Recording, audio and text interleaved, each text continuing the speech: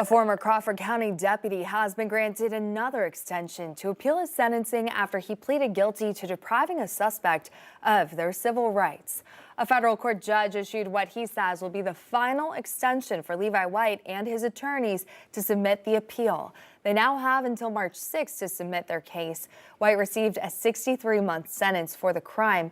He pleaded guilty to one count of deprivation of rights under the color of law in connection with the violent arrest of Randall Worcester at a gas station in Mulberry in August 2022. Videos from that incident caught national attention, and another former deputy seen in those videos, Zachary King, was also sentenced to more than 5 years in prison. No charges were filed against a third officer with the Mulberry Police Department. Meanwhile, an Amber Alert continues in Arkansas for a 16-year-old Wisconsin girl with a 40-year-old man named Gary Day. Police say Sophia Franklin was last seen on Monday up in Wisconsin, but she's now believed to be with Day, who is from Lonoke County. She's 3 months pregnant, and Day is believed to be the dad. Her family had a no-contact order issued against him just back in December. State police released these photos of the car that they're believed to be riding in. It's a 2014 black Buick LaCrosse sedan.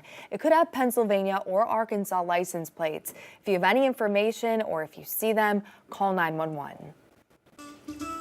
Developing tonight at the Arkansas Capitol, a plan to end affirmative action in the state is now headed back to the Senate.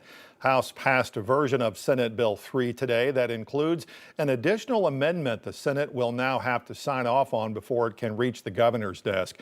The bill would prohibit discrimination on the basis of race, sex, color, ethnicity, or national origin in Arkansas government and publicly funded institutions.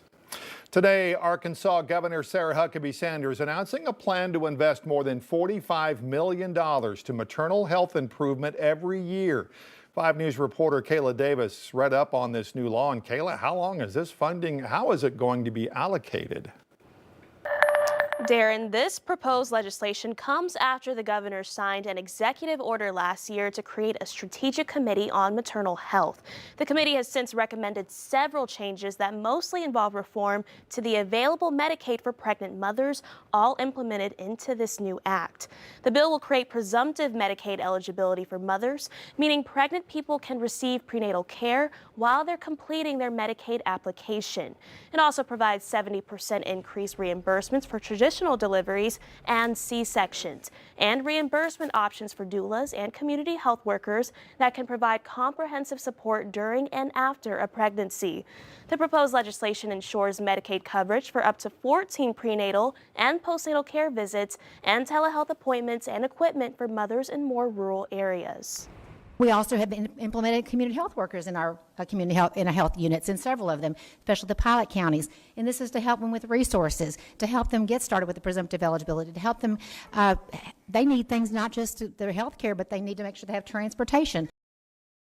Co-sponsor of the bill, Representative Aaron Pilkington, says this bill will be filed in the House and Senate by the end of the day. Kayla Davis, 5 News. All right, Kayla, thanks.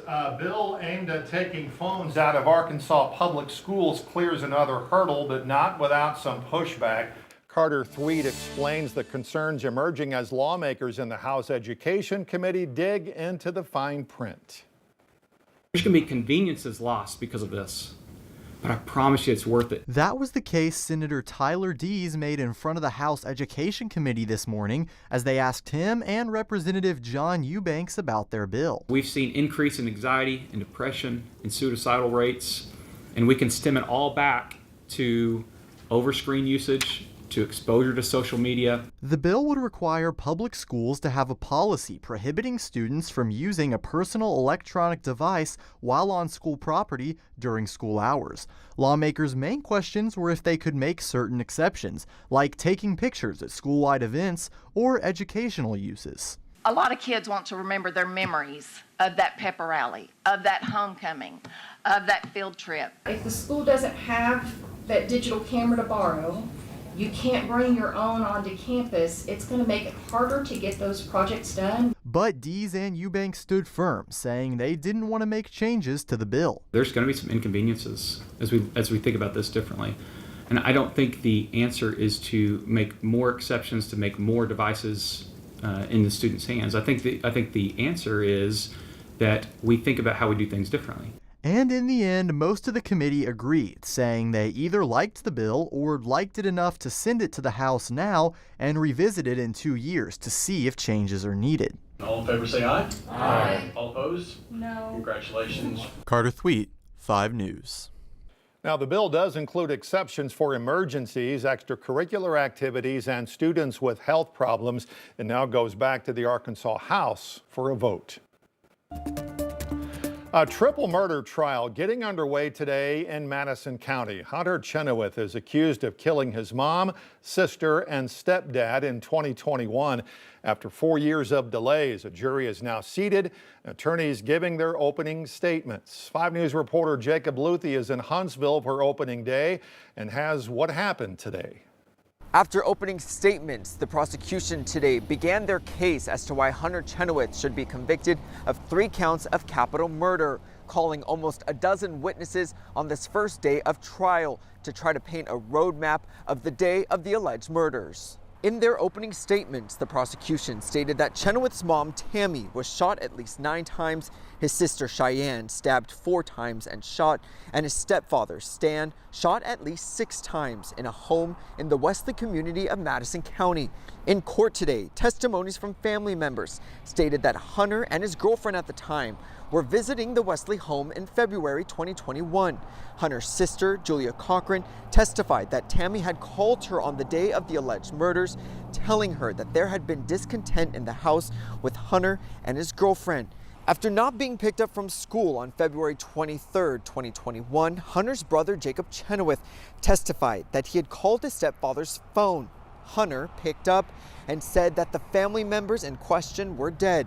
In the early morning after the incident and after Hunter was caught by ASP, Hunter is seen on video shown to the jury, admitting to ASP Special Agent Brian Jacks in an interview that he shot and killed his family, saying in part, quote, "I just kept shooting." Images of the crime scene, including the 3 dead bodies in the Madison County home, were shown to the jury. As a reminder, the prosecution is seeking the death penalty. The prosecution will continue their case tomorrow in Huntsville. Covering news where you live, Jacob Luthi, 5 News. All right, Jacob, thanks. You can follow any updates from Madison County as soon as the case goes to the jury with the free 5 News app.